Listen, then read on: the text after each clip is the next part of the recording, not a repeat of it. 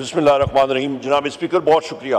जनाब स्पीकर, ये बजट जिस तरह के मैंने फाइनेंस मिनिस्टर की तकरीर के बाद रिबाटल स्पीच शुरू की थी और वहाँ पे मैंने कहा था कि ये बजट दर हकीकत पाकिस्तान के अवाम के ख़िलाफ़ एक इक़्तिसादी दहशतगर्दी है, इकनॉमिक टेररिज्म का बजट है और ये आपके इकनॉमिक हिटमैन ने बनाया है। पाकिस्तान की अवाम इसका टारगेट है और यही चीज़ गवर्नमेंट के बेंचेस से इन्होंने इसको इंडोर्स किया है कि ये बजट इन्होंने नहीं बनाया बल्कि इन पे बनवाया गया और ये लोग सारे के सारे उस पे मुलव्वस हैं। ये सब के सब जो ट्रेजरी बेंचेस पे बैठे हैं जनाब स्पीकर, ये पाकिस्तान की अवाम के खून के जिम्मेदारान ये हैं, इकनॉमिक हिटमैन ये हैं, कातिल माशी कातिल ये हैं। और उसकी जिंदा मिसाल मैं आपको देता हूं जनाब स्पीकर। आपका जो इस वक्त इंटीरियर मिनिस्टर है, उस वक्त जिस वक्त ये सीएम पंजाब था, उस वक्त 450 अरब रुपए की गंदम मोहसिन नकवी ने इंपोर्ट की। आप कल की अखबारें देखें, फ्लोर ऑफ द हाउस में मैंने बात ये उठाई है कि अभी ये हुकूमत, मैं इसी पे ही आ रहा हूं, ये बजट के ऊपर है जनाब स्पीकर। आप सब्सिडीज दे रहे हैं, एक चीज मैं फिगर्स के बारे में बताता हूं जनाब स्पीकर। आप जनाब स्पीकर, गंदम जो है सबसे इंपॉर्टेंट चीज है इसमें। हम लोगों के साथी जो है वो रोटी कहां से खाएंगे? तो जनाब स्पीकर, इस वक्त हुकूमत क्या कह रही है? कह रही है जी हमने गंदम जो इंपोर्ट की थी 450 अरब की, उसने तो आपके फार्मर्स की, आपके किसानों की कमर तोड़ दी है पंजाब में। हुकूमत ने उनसे गंदम ली नहीं। अच्छा, वो सारी की सारी गंदम कौड़ियों के दाव आड़तियों ने ले ली, अपने पास स्टोर की है। अभी इनके फ्रंटमैन, इन हुकूमत के जो बड़े बड़े मगरमच्छ हैं, इनके फ्रंटमैन वो गंदम उन्होंने रखी हुई है। अभी कहते हैं जी हम लोग एक्सपोर्ट करेंगे। जनाब स्पीकर, ये कहाँ की मतलब ये डिसीजन मेकिंग है? ये काबीना है या ये सर्कस है? ये कहाँ की डिसीजन मेकिंग हो सकती है कि आपने अपने किसानों की गंदम नहीं खरीदी, बाहर से आप ला रहे हैं और फिर एक्सपोर्ट करने जा रहे हैं। यहाँ पे अरबों रुपए आपने बनाए, वहां पे आप अरबों रुपए बनाएंगे। और ये गंदम जो आपने यूक्रेन से खरीदी थी, ये जहाज हाई सीज पे था, इसको आपके जो एजेंट्स होते हैं वो डील करते हैं, ये कॉन्ट्रैक्ट पे थी और उठा के आपने पाकिस्तान में लैंड करा दी। एक चीज इसको हम लोग कंडेम करते हैं और ये चीज इसके खिलाफ नैब की इन्वेस्टिगेशन होनी चाहिए और उन लोगों को कैफर किरदार तक लाना चाहिए। गो के इन्होंने अपने आप को अस्तना दी हुई है, इन्होंने अपने आप को ड्राई क्लीन और वाइट वॉश इस हुकूमत ने किया हुआ है। उसके साथ साथ जनाब स्पीकर, आपको मैंने बजट स्पीच में भी बताई थी, और ये बजट जो है ये आपका टूल है कि इसके साथ अफराद ज़र बढ़ेगी।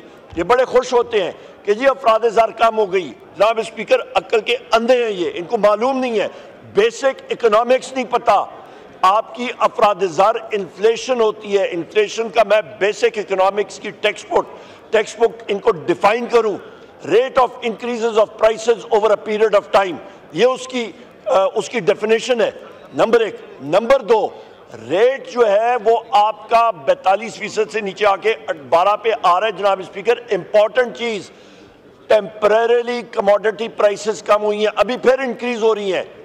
ऑयल की कीमतें, तेल की कीमतें, आटे की कीमतें, अशिया खुर्दोनोश की कीमतें ये खुद ब खुद जा रही हैं। बिजली, डॉलर जो 275 पे 350 पे जा रहा है, ये होने वाला है।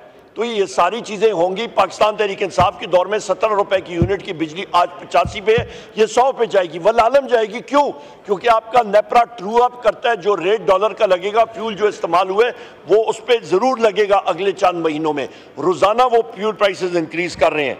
जनाब स्पीकर, गैस की प्राइसेस इन्होंने खुद यहाँ पे लिखा हुआ है कि हम लोग गैस की सब्सिडी कम करें, गैस की प्राइसेस इंक्रीज होंगी। उसके साथ साथ आप ये देखें जनाब स्पीकर, इस बजट के साथ कोई आपकी इक्तिसादी तरक्की या ग्रोथ नहीं होगी। ये एंटी इंडस्ट्री बजट है, ये ज़राई शोबे के खिलाफ है, ये आपके सर्विसेज सेक्टर के खिलाफ है। आपका इंटरेस्ट रेट तकरीबन 22% से ज़रा सा इन्होंने कम किया है।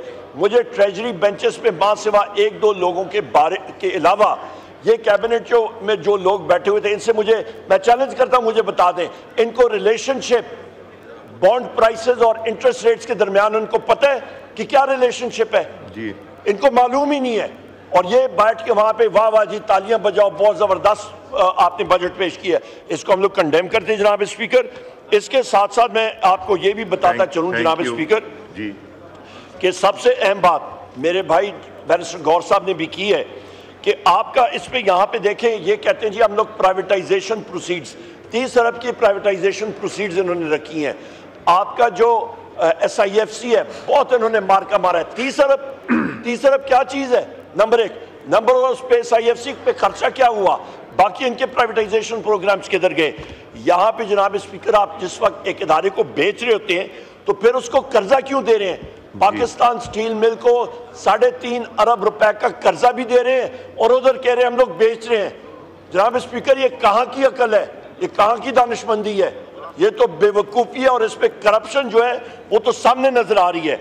इसके साथ साथ जनाब स्पीकर, मैं ये भी कहता चलूँ, इन्होंने वाजे तौर पे, मुझे 2 मिनट दे मैं वाइंड अप करता हूँ। जनाब स्पीकर, वाजे तौर पे एक चीज़ है कि यहाँ पे जो फाइनेंसिंग एस्पेक्ट है, हमेशा बजट में 2 कॉलम्स होते हैं, एक सोर्सेज ऑफ फंड्स, एक यूजर्स ऑफ फंड्स। जो सोर्सेज ऑफ फंड्स है, जहाँ पे पैसा आना है, उस पे कहीं नहीं लिखा कि आपकी डायरेक्ट फॉरेन इन्वेस्टमेंट कहाँ से आ रही है, वहाँ पे कहीं नहीं लिखा कि ये किधर से फाइनेंस करेंगे 8,500 अरब रुपए का खसारा।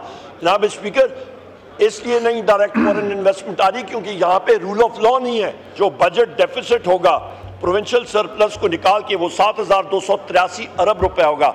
लिहाजा प्रोविंशियल सरप्लस इन्होंने जो लिखा हुआ था अपने पास जनाब स्पीकर, इन्होंने फैक्टर इन किया हुआ है, वो 1217 अरब है। और जो सूबों ने सरप्लस इजाफी बजट अपना जायद बजट देना था, पंजाब का 640, सिंध का 0 आया है, KP का 100 और बलोचिस्तान का 25, ये टोटल करें तो 775 अरब रुपए बनता है। टारगेट 1217 का। आपका जनाब स्पीकर 452 बिलियन 492 अरब रुपया जो है वो खसारे का है सूबों से। ये बजट अनरियलिस्टिक है। और KP को जनाब स्पीकर, इन्होंने इस हुकूमत ने जो कमिटमेंट की हुई है वो 66 बिलियन की जो बजट में है, एक्चुअल सिर्फ फाटा को जो अखराजात आ चुके हैं, फाटा और आपके ड्यूज जो एक्चुअल हैं वो 144 अरब, NHP नेट आइडल प्रॉफिट और वाटर यूज चार्जेस मिला के 80, 158 अरब रुपए KP को इस हुकूमत ने देना है। पर यह हुकूमत बिजली की लोड शेडिंग कर रही है, KP में कर रही है। KP के लोगों को, खैबर पख्तूनख्वा और बलोचिस्तान के लोगों को ये अपने पूरा फंड दे नहीं रहे हैं। क्यों? क्योंकि खैबर पख्तूनख्वा में आज हुकूमत पाकिस्तान तहरीक इंसाफ की है, ये हुकूमत मुस्लिम लीग नून की। इनका एक ही शेव है कि जिन जिन लोगों ने पाकिस्तान तहरीक इंसाफ को वोट दिया उनके खिलाफ बदला लिया जाए। आखिर में मैं ये बात करूंगा जनाब स्पीकर जी, थैंक यू जी, मैंने भेज दिया, मैंने इंफॉर्मेशन मिनिस्टर को भेज दिया मीडिया से बात करने। जी उमर साहब। बहुत शुक्रिया जनाब स्पीकर। मैं आखिरी 1 मिनट लेता हूँ। आखिर में मैं बात करूंगा अडियाला जेल में जो लोड शेडिंग हो रही है, जो वहाँ पे प्रिजनर्स को और बिलखसूस मेरे कायद वज़ीर आज़म इमरान खान साहब को, बुशरा बीबी को, शाह महमूद कुरैशी साहब को, हमारे जितने असीरान हैं, मिलिट्री प्रिजनर्स एक्सेट्रा, उनके खिलाफ जो बोगस केसेस हो रहे हैं वो सारी दुनिया देख रही है। और वो उनको नजर आ रहा है कि पाकिस्तान का 8 फरवरी का इलेक्शन जो था वो रिग था। उसकी बदौलत ये फॉर्म 47 का वज़ीर आज़म इधर बैठा हुआ है, उसकी बदौलत ये काबीना बैठी है फॉर्म 47 की जो पाकिस्तान की। थैंक यू उमर साहब को खोलें चला के अपने वज़ीर आज़म इमरान खान साहब को यहाँ पे लाना है। बहुत शुक्रिया।